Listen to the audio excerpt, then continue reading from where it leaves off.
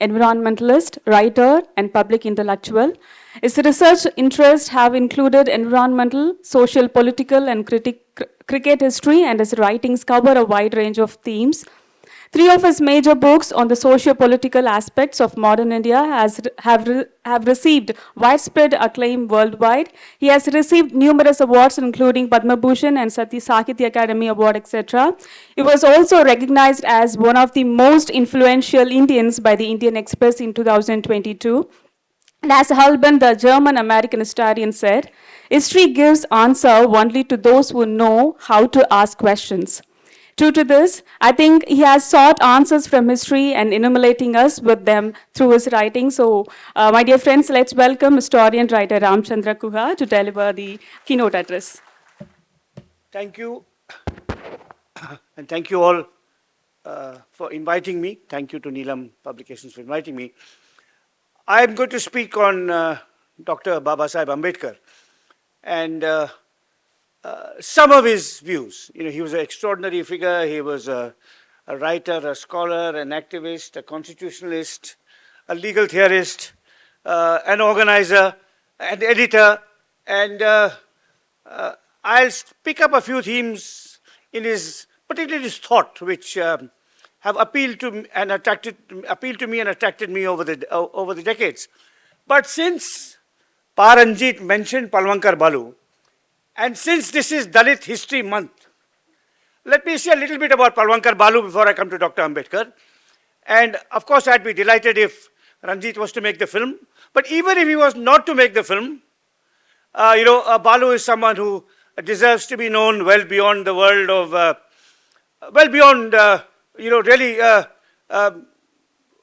the current state of knowledge about particularly about our so-called favorite sport, cricket. Now, it is the conventional wisdom is that the first great Indian cricketer was a prince called Ranjit Singh Ji, who was from the royal family of Navanagar and made his name playing for England. So that's the conventional wisdom. The first great Indian cricketer was a prince. My book, Corner of Foreign Field, upended that and showed that the first great Indian cricketer was actually a Dalit called Palwankar Balu. And his story had been rendered invisible for many reasons. One is that he largely played before Test cricket. Now, before Test cricket started in India in the 1930s, the major cricketing tournament in India was the Bombay Quadrangular. It was played on religious lines between the Europeans, the Parsis, the Hindus, and the Muslims. And it attracted large crowds, lots of press coverage. It was the IPL of its day. And Balu was a star in the Bombay Quadrangular. He was a great spin bowler. In 1911, the first All India team toured England. And Balu got 150 wickets. Balu's brother Shivaram was also on that team. They were both born into the Dalit community, and my book talks of how the struggles they had to overcome to start playing for the Hindus. You know, they could play for the Hindus, but in the tea interval, which is a sacred ritual in cricket, they had to be served in mudcars outside the pavilion. Nonetheless, they were chosen. In 1911, Balu got 150 wickets. He was offered county contracts. So we're talking 110 years before Virat Kohli and so on, right? And when they came back, when the ship came back from England, Dr. B.R. Ambedkar, who was not then doctor, he was merely a student in Bombay University, read out the Man Patra on behalf of the Depressed Classes Association of Bombay, congratulating Balu.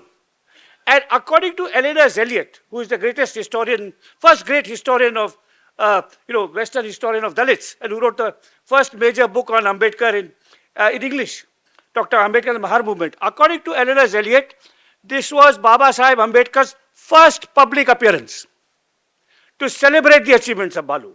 Now, despite this, he was never made captain. And my interest in Balu, since I'm speaking at a meeting hosted by a publishing house, and there are scholars in this audience who have delved into old documents, old newspapers, my interest in Balu really was sparked by a newspaper report I read in the Bombay Chronicle of 1913. Now the quadrangular was about to start. You know, the IPL is about to start. And all the papers are saying, who will play for CSK? Who will be the captain? Will Kohli stay with RCB or will he move? So like that, all the press commentary about the quadrangular had started. The Hindus appointed their captain. They appointed the captain. He was a man called M.D. Pai. And his caste association, the Gaud Saraswats of Bombay, held a felicitation. Our man has become captain. So Pai gave this talk, went to the function, and the newspaper report said that Pai thanked his association for the felicitation. Being captain was the greatest honor. But then he added, however, that honor should have gone to my teammate Palwankar Balu because he's a senior and better player. Now, you will never hear a captain of a team saying somebody else should be captain. Rohit Sharma is not giving an interview saying, make Jasprit Bumrah the captain. That is not happening. Now, I started reading between the lines and I realized, Pai is a Brahmin. His teammate Balu is a Dalit. That's the only reason he is not the captain. Now, this is 1913. In 1919, Pai was injured. So he should have 1920. So even then they did not make Balu captain. And when they did not, Balu's brother Shivaram, who was an even better cricketer than Balu, and his youngest brother Vittal went on a strike saying our brother has been denied the honor of captain only because of his caste. And some of the pro-Dalit social workers of Bombay started a fund to support Vittal and Shivaram. Finally, in 1923, Vittal became captain. And it's an extraordinary story. And as Ranjit mentioned, I should say that Tamil Kunja Kunja Theriyum. So I understood about 20% of what Ranjit said in Tamil. Okay. And it is true. So in 1937, the elections are held under the Government of India Act. And Sardar Patel, who was a very shrewd and cunning organizer, wanted Ambedkar to lose. So he put up Balu against Ambedkar. That is, he put up Ambedkar's past hero and the first great public figure from the Dalit community of the cricketer, Ambedkar. And Balu, I saw election speech in the newspaper where Balu says, I am a loyal congressman and I have been asked to stand against Dr. Ambedkar. But I have the highest regard for Dr. Ambedkar. He is an educated barrister of our community. But I still have to stand against him. So it's a very moving story. And in the Dalit History Month, I thought, since I was not going to speak about Balu, I'm only going to speak about Ambedkar. I'm going to come to Ambedkar in a minute. But since Paranjit gave me the clue, I thought I should tell you a little bit about this extraordinary figure. The first great Indian cricketer was not a prince. He was a Dalit. And if I may add a cricketing line, so I'm sure some of you here are cricket fans. And the greatest prejudice in cricket is against bowlers. Batsmen are the Brahmins and bowlers are the Dalits. And that is the reason Balu was not made captain, among other things. Luckily his brother Vittal started batting and then became captain. Okay. So, with this rather long and impromptu prelude, let me come to the topic of my talk, which my friend Vasukri and I decided on, which is appreciating Dr. Babasaheb Ambedkar. And I'm going to begin with a meeting I attended 32 years ago. 1994 was the 125th birth anniversary of Mahatma Gandhi. And there was a meeting organized in Manipal, hosted by the great Kannada writer and public intellectual U.R. Anantamurthy. And on the dais was a portrait of Gandhiji in his loincloth and his staff. And there were many speakers, many famous intellectuals. Ashish Nandi was there, Claude Alvarez. Many intellectuals spoke in English. And on the last day, the Kannada writer Devanur Mahadeva, who is today much better known than he was then, who is in many ways the conscience of my state, the moral conscience of my state, Karnataka, and of course of a Dalit background himself, spoke. He spoke in Kannada, and I think it was Anantamurthy who translated. So he started, and I don't know, Mahadeva is a great writer, but unlike me and unlike Ranjit, he's a very shy, diffident speaker. He's not an orator. He speaks very quietly and softly. And and of course, he was speaking Kannada, and most of the attendees did not know Kannada. Anantamurthy was translating. And as I recall, this is what he said. He pointed to the portrait of Gandhiji, which was on the dais, which for 3 days it had been there and everyone was speaking. And he said, look at Gandhiji. Look at his dress. What do we say? What great sacrifice. The Kannada word, which is also the Sanskrit word, and Tamil will probably have a non-Sanskrit equivalent, which is good for Tamil. Tyaga. He said, what will we say? Gandhiji's Tyaga. Gandhiji's sacrifice. Here he is, the son of a diwan, born in an upper caste home, educated in London, prosperous legal practice. He gives it up to live with the people. He wears a loincloth. This is Tyaga. Then he read out a poem.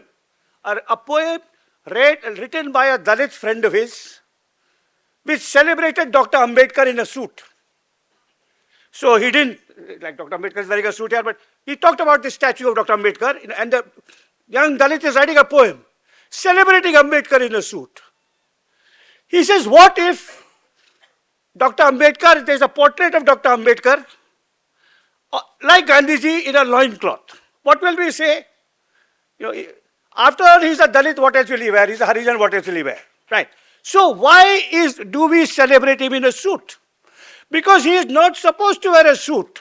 According to history and tradition and culture and politics, he is never supposed to attain to that level where he can wear a suit, let alone hold the copy of the Constitution whose drafting he helped oversee.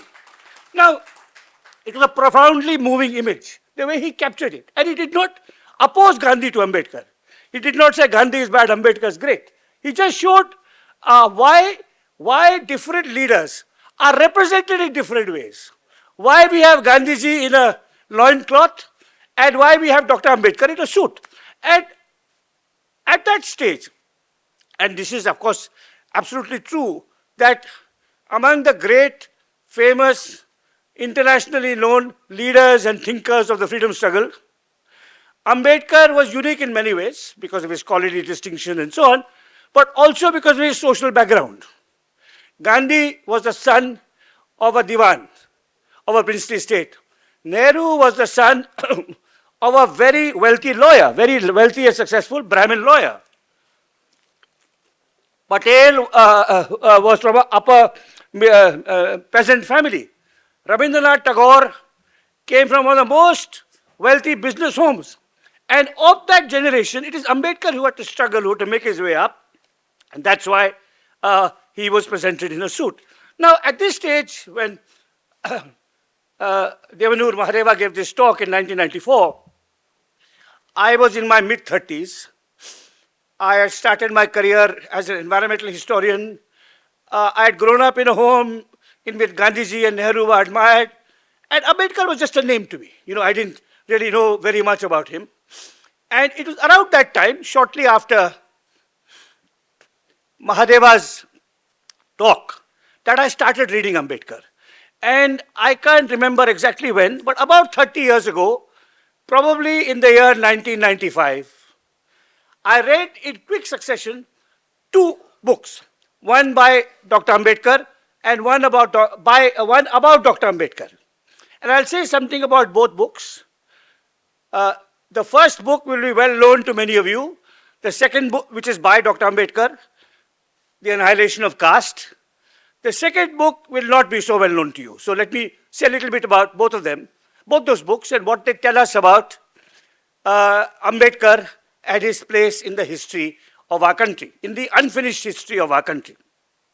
Now, Annihilation of Caste, all of you here know the circumstances of its composition, how it was supposed to be a lecture to a Hindu reformist group in Punjab, and when they read the text, the group withdrew the invitation and then he printed it on his own.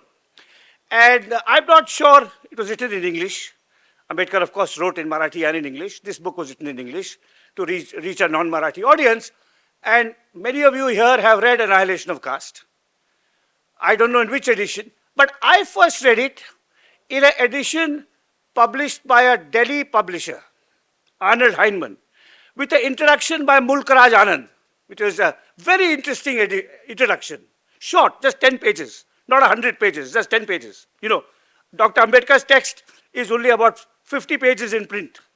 The introduction was the appropriate length, just 10 pages. And Mulkaraj Anand, for those of you who may not know, was an English language novelist who published the first novel in the West on caste discrimination. And it's called Untouchable. He published two novels, 35 and 36. One is called Untouchable, one is called Coolie. And they are the first novels by Indian writers published in the West about caste and class discrimination. And I urge you to read Untouchable. It is still in print. It was republished by Penguin Classics some years ago with an introduction by me. And Ambedkar tract had been out of print for a long time. And here it was reintroduced by Mulkaraj Anand. And it made, like anyone who reads Ambedkar's Annihilation of Caste is blown away by it. Because it was so clear, so direct, so precise, so persuasive. It is the work of a scholar. It is the work of someone who has studied sociology, law, economics, philosophy. But it is not written for fellow scholars. There is no jargon. It's a book by a scholar written for citizens. And that's what I like about it, because I think scholars have an obligation to be democratic in their prose, not to use jargon, not to only use fancy words. And Annihilation of Caste is a model of how to use scholarship to communicate to a larger audience. And of course, the central argument, one of the central arguments of the book, which is entirely relevant today, is that it is intercaste that will lead to the intercaste marriage that will lead to the annihilation of caste. Marriage of people of different jatis and ideally of different varnas. Only that would lead to the annihilation of caste. And of course, that is a message that is still so unfortunately relevant when, what is it now, 70 years after Ambedkar's death, probably 90 or 95% of Indian marriages are still within the same caste group. But there's some other remarks there. I'll just quote you two short statements from Annihilation of Caste, which even today, 30 years after I first read that book, I've read the book many times, I've taught it in class, I've written about it. There's a very interesting philosophical commentary on Annihilation of Caste by a Hyderabad professor, Professor Syed Ahmad Saeed, which has just been reprinted. So it's a book I return to many times. It's one of those books you must return to many times. And but just two statements I'll read out from there. One, you must have the courage to tell the Hindus, this is Ambedkar writing, he's addressing these Hindu social reformers who had invited him in Punjab. You must have the courage to tell the Hindus that what is wrong with them is their religion. The religion which produced in them this notion of the sacredness of caste. The enemy reformers must grapple with is not the people who observe caste, but the Shastras who teach them this religion of caste. Now, this is one statement which is, I think, that the problem is intrinsic to the religion. You can't say it's an aberration. You know, today the RSS will tell you, I mean, the RSS, you know, life has become harder and harder for a historian like me. When you deal with WhatsApp history. So according to some ideologues, it was the Muslims who brought caste into India. Right. Now, so in a context like this, you know, what Ambedkar is saying, that it's central, it's essential, you have to discard the Shastras. You can't say this is a misinterpretation of the Shastras, it's the core. And the other statement, which is I think very important to understand where Ambedkar is, in 1936, when the British are ruling India. And Ambedkar, as you know, always refused to join the main nationalist opposition to the British, represented by the Congress Party. Ambedkar says, I quote, political tyranny is nothing compared to social tyranny. Political tyranny is nothing compared to social tyranny, and a reformer who defies society is more courageous than a politician who defies government. A reformer who defies society is more courageous than a reformer who, than a politician who defies government. Now, as I said, I have read Annihilation of Caste several times since. It's a book that's had a profound impact on my understanding of my country. And that appreciation of Ambedkar, my talk is called Appreciating Babasaheb Ambedkar, that appreciation of Annihilation of Caste is surely shared by many people in this room. So let me now move to a second book, which I read around the same time, and which I have reread many times, which will be much less familiar to this audience. And that is a book by the late D.R. Nagaraj called The Flaming Feet. Now, D.R. Nagaraj was a brilliant Kannada writer from a backward caste background, very close to the Dalit movement. For those of you who will know these names, he was an intimate and very close friend of both Devanur Mahadeva and Siddhalingaya.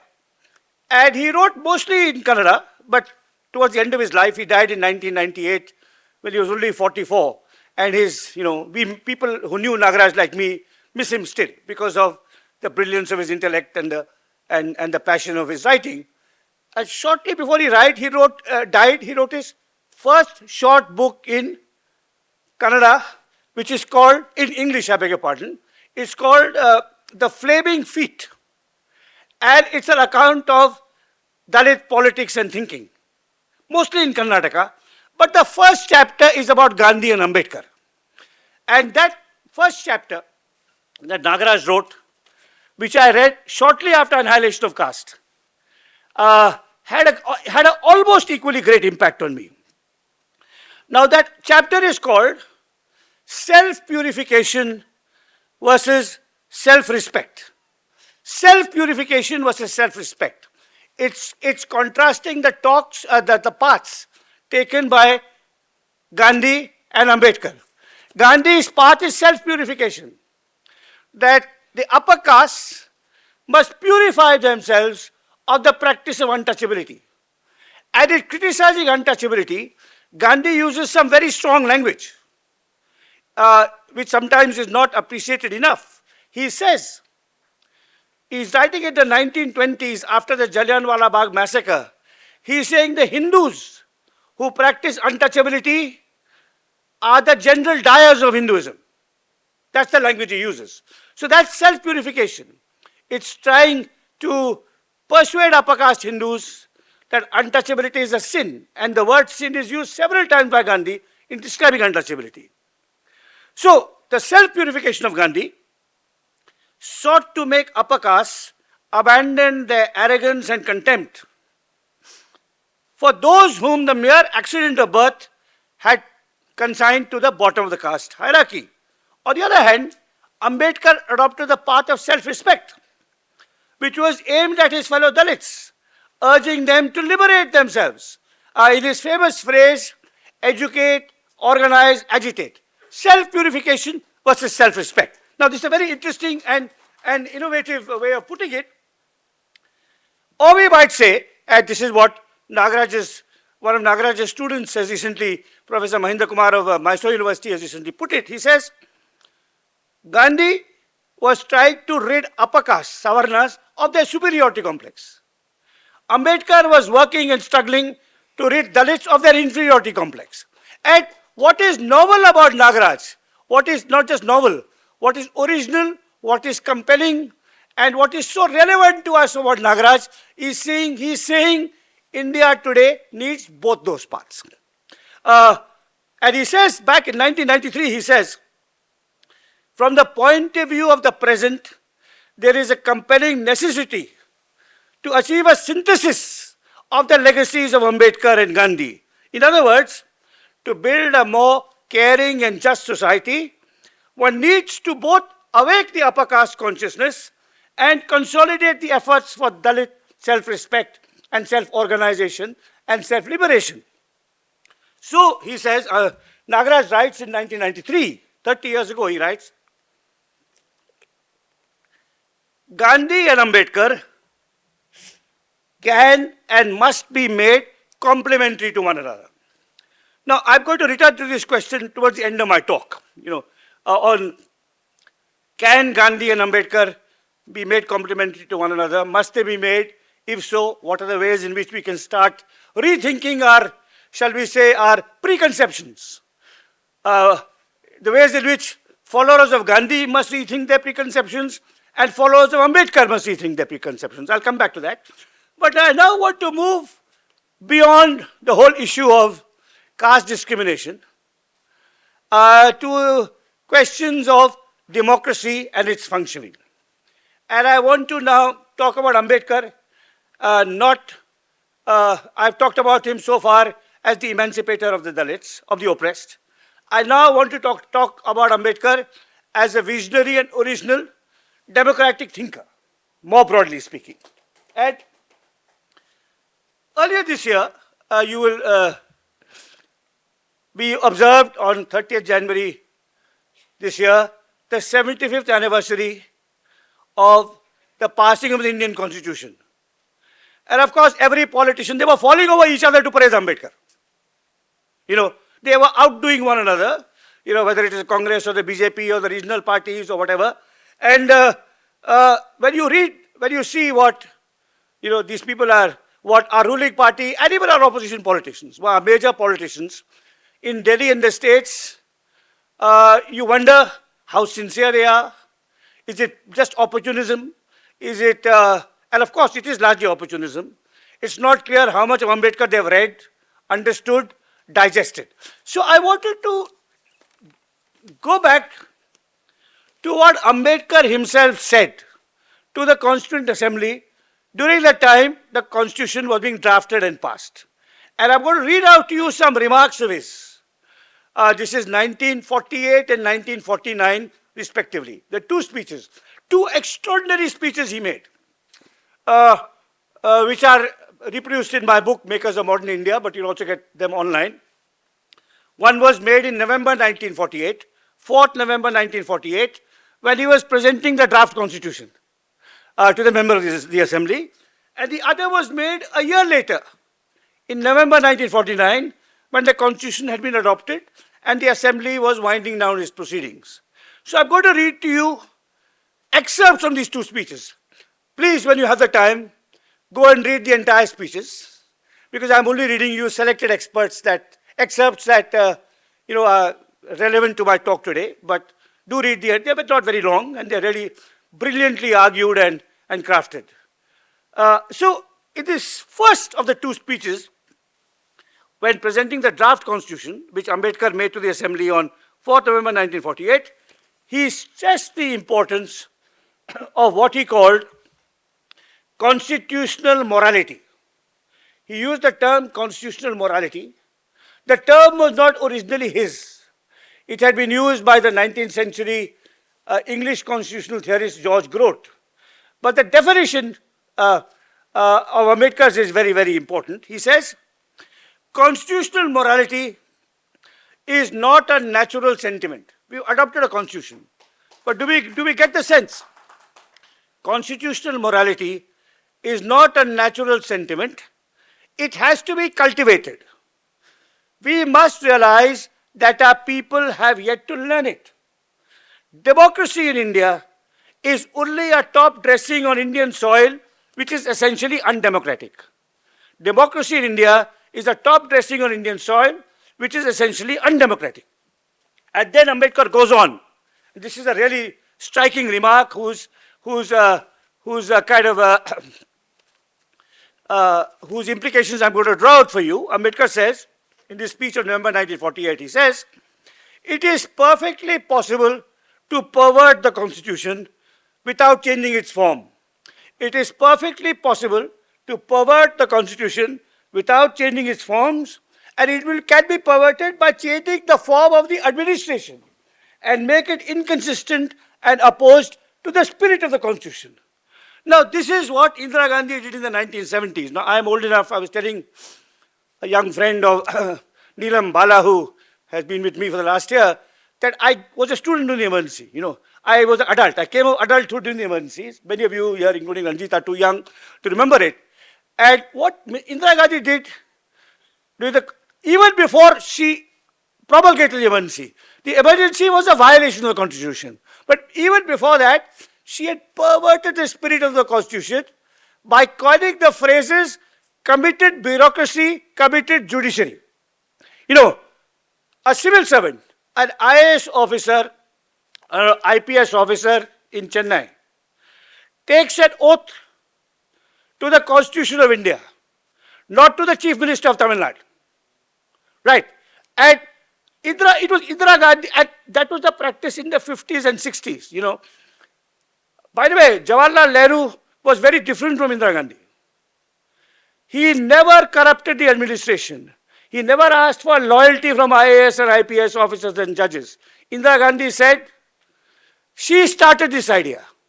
This idea was then taken even further by state chief ministers and much further by the current regime. So under the current regime, led by Prime Minister Narendra Modi, the IAS officer, the IPS officer, the vice chancellor, the judge, even the chief of the army staff has to be committed to the party and in power and the Prime Minister in power. And Ambedkar wrote this. He said, you may appear to adhere to the form of the Constitution, but you are perverting of the spirit by making the administration an extension of yourself. And what Indira Gandhi started, Narendra Modi has continued and deepened much further. And you know, as some of you know, I write very long books, 800, 900 page books. And I'm not a copywriter who coins clever phrases. But there is one clever phrase I coined, which I'm proud of, where I described Narendra Modi as Indira Gandhi on steroids. And I think that's a reflection of actually what Ambedkar had warned, that you don't have an emergency, you praise Ambedkar, you praise the Constitution, but you have perverted the spirit. So that is the first speech that Ambedkar made, which I wanted to draw your attention to. The second speech was made a year later, and it was the concluding speech to the Constituent Assembly.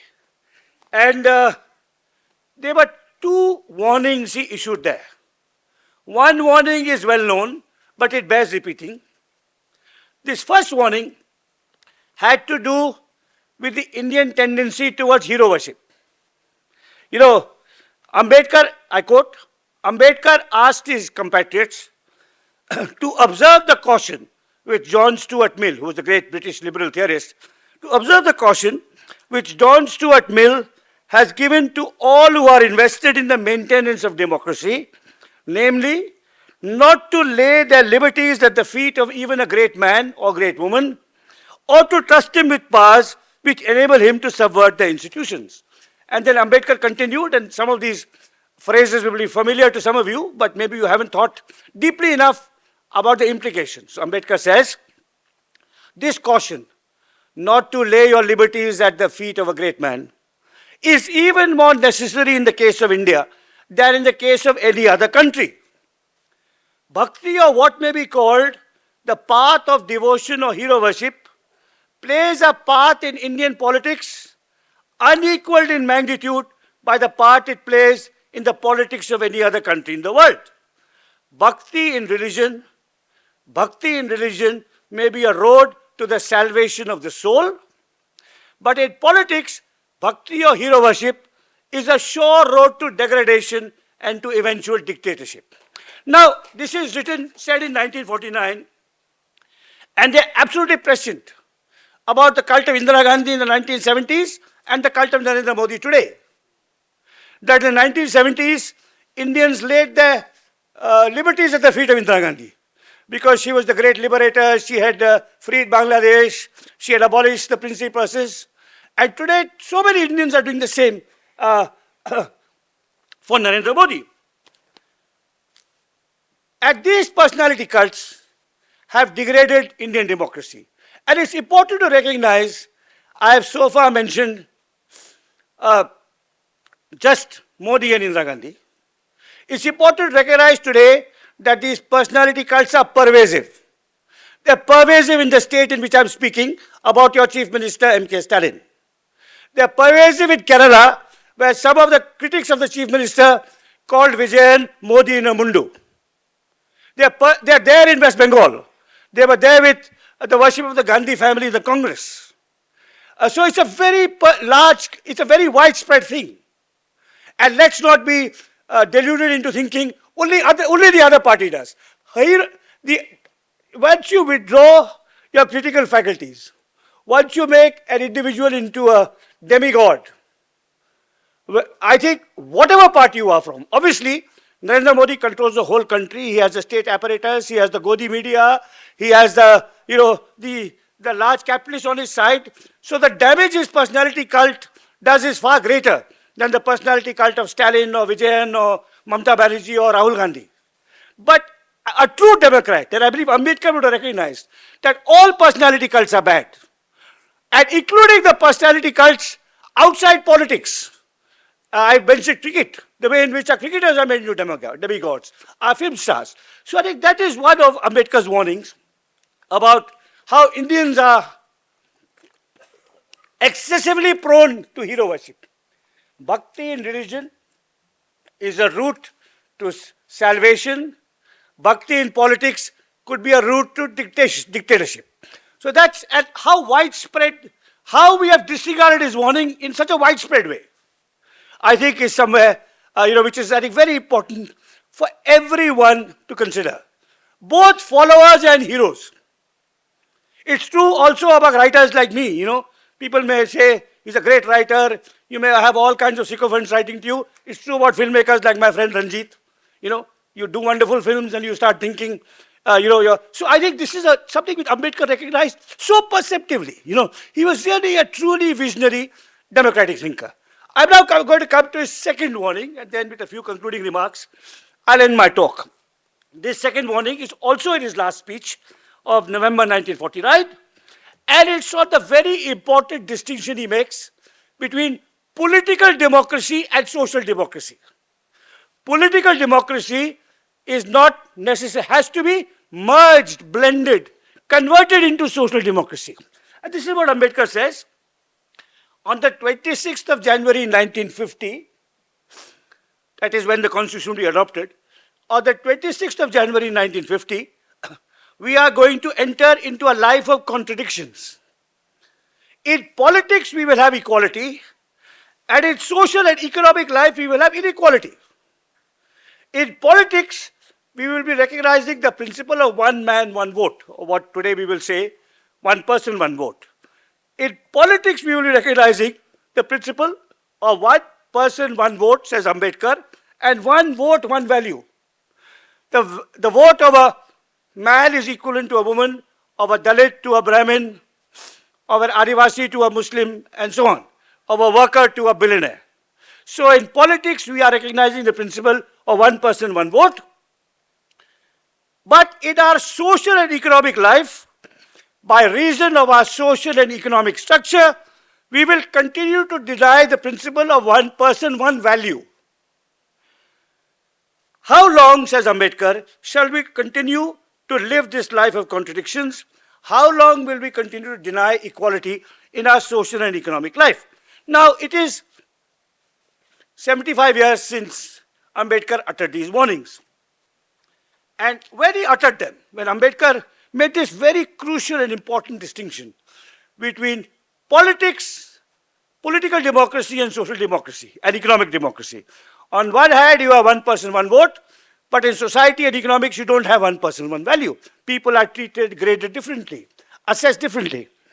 In making this distinction between equality in politics or equality in the ballot box and equality in everyday life, Ambedkar largely had the rights of Dalits and women in mind. The Constitution had abolished caste and gender distinctions. But he knew from his studies as a sociologist and his work as an activist, he knew that although the Constitution had legally, with a stroke of the pen, abolished caste and gender distinctions, In everyday life, it might persist. And that's why he was drawing attention to removing that in everyday life. However, apart from Dalits and women, if you look at it, India today, if you look at India in 2025, 75 years after Constitution was adopted, and speaking now as a scholar myself, as a sociologist and historian, I would say that broadly speaking, there are 4 groups in India that are discriminated against. 4 social groups that enjoy the vote but are not usually and sometimes not even often treated as equal citizens. And these 4 groups are Dalits, women, Muslims and Adivasis. And I think this is where I want to bring back Ambedkar and Gandhi. Ambedkar was deeply, deeply concerned about Dalits and women, but less so about Muslims and Adivasis, which is absolutely fine. We should not criticize him for it. You know, each of us has our own orientation, our own compulsions. But if you look particularly at Muslims and Adivasis, like Dalits and women, they have the vote, yet they are not treated as equal citizens. The dispossession and discrimination that Adivasis have experienced is arguably even greater than that of the Dalits. And the harassment, stigmatization, and outright persecution of Indian Muslims is more intense now than at any time since 1950. The democratic principle of one person, one vote is denied to Dalits, to women, to Adivasis, but in my view, most of all to Muslims. And that is why we need Gandhi and Ambedkar both. It was Ambedkar who, more than any other male politician of his time, with the possible exception of Periyar, Ambedkar was the male politician of his time who recognized the importance of gender equality. And it was Gandhi who, more than any other male politician of his time, stressed the rights of minorities and gave his life so that India would not become a Hindu Pakistan. Now, I am partly speaking here as a scholar, partly as a citizen, and partly because of my own personal life journey. In my life, Gandhi and Ambedkar have been the 2 guiding lights. They have been the people whose writings I've turned to again and again, whom I have written about, whom I have sought to understand, to probe too deeply, to appreciate and occasionally even to criticize them. You know, if I find that something that Gandhi has said or Ambedkar has said is not congenial to our life in 2025. But broadly, I see them. I see Ambedkar and Gandhi as the 2 great visionaries and moral figures of our time, of our age, of our modern age. And I was therefore deeply gratified when participating in the anti-CAA protest of 2019, that I was gratified to see young students upholding portraits of Gandhi and Ambedkar, that they were refusing to choose between Ambedkar and Gandhi. And I think that is some of the spirit we need to revive and renew now. Because those who want to oppose, those who, for whatever reasons, see Gandhi, Ambedkar and Gandhi as rivals and adversaries, are, in my view, unwittingly, unconsciously, inadvertently playing into the hands of the Hindu right. Because if we want to resist the rise of, if we want the 2 major dangers in India today to democracy are authoritarianism and majoritarianism. Authoritarianism, the concentration of power, control, authority in one man, Narendra Modi, his party, the capture of the bureaucracy, the judiciary, the police, and so on, authoritarianism and majoritarianism, the idea that minorities cannot be treated as equal citizens. And if we want to resist the rise of authoritarianism and majoritarianism, if we want to build an India where Dalits and Muslims and Adivasis and women are treated as fully equal citizens, then we need both Gandhi and Ambedkar. Thank you.